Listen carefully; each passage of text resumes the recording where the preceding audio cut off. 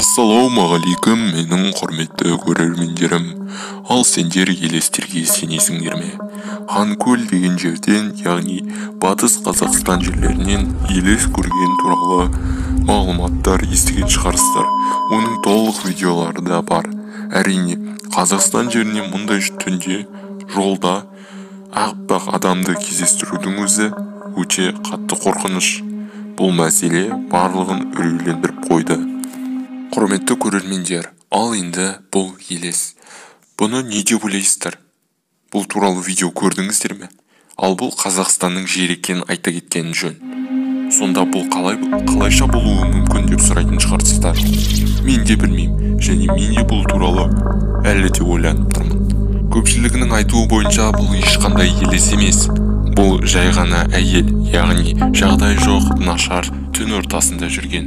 Соны көпшілігі фильмдердегі елестермен шатастырып, бұны елес дейді. Ал бұл шынымен де әйел ме, әлде елес пе? Кім біледі? Деректерге сүйене кететін болсақ, бұл жерлерде мәйіттер бар екені анықталды. Демек, бұл мәйіттен шыққан жын елестер шығар, кім біледі?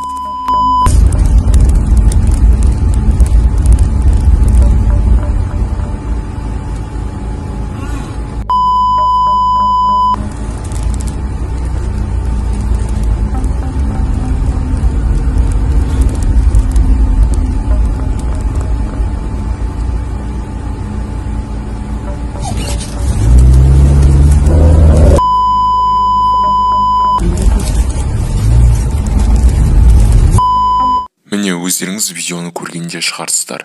Қазіргі кезде полицейлер сол жерлерді толығырақ зерттеп қарастырып жатыр.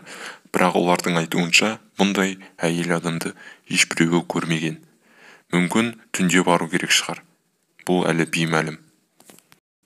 Ал сол жердегі билік өкілдеріне келетін болсақ, олар бұны қарастырып, және бұндай ешқандай елес жоқ екенін айтып жеткізуде. Бірақ халық бұған әлі де келіспей жатыр. Бұл әлі белгісіз және дәлелденбеген болатын. Күндіз барып анықталса да ештеңе көрінбеді. Мүмкін бұнда шынымен де айтып өткен бізде түнде бару керек шығар. Ал бұл туралы сіздер қалай ойлайсыздар? Комментке жазып кетейік. Сонымен бұл анықталмай қойды. Ханкөлдегі осындай елесінің пайда болуына не себеп болды? Сіздер қалай ойлайсыздар? Ал мен үшін бұл әлі де сыр болып қалады.